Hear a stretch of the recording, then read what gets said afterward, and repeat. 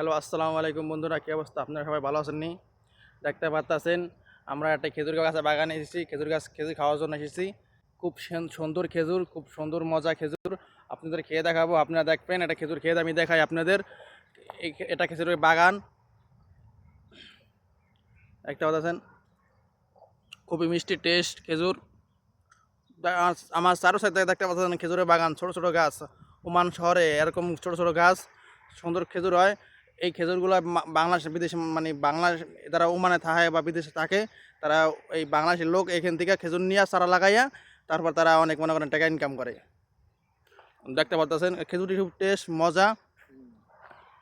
দেখতে পাচ্ছেন আমরা দুই ভাই এসেছিলাম এখানে, মানে একটু ঘুরতে এসেছিলাম। তাই সে আবার খেজুর খেতেছে, আমি খেজুর খেলাম। আর দেখতে পাচ্ছেন, আর আরও দেখতে থাকেন। তাই বন্ধুরা দেখতে পাচ্ছেন পুরা, মানে সব পুরা বাগানে খেজুর দেখতে পাচ্ছেন, চারো সাইডে খেজুর দেখতে পাচ্ছেন। আরও সুন্দর সুন্দর গাছ দেখাবো, আপনারা দেখতে থাকেন, আমাদের একটু সাপোর্ট করবেন। আসসালামু আলাইকুম। দেখতে পাচ্ছেন এটা পেয়ারা গাছ, কিন্তু পেয়ারা গাছে কম পেয়ারা আছে, তাই একটা পেয়ারা আমরা পারলাম। এটা খাবো, খেয়ে জানাবো কেমন মজা হয়েছে।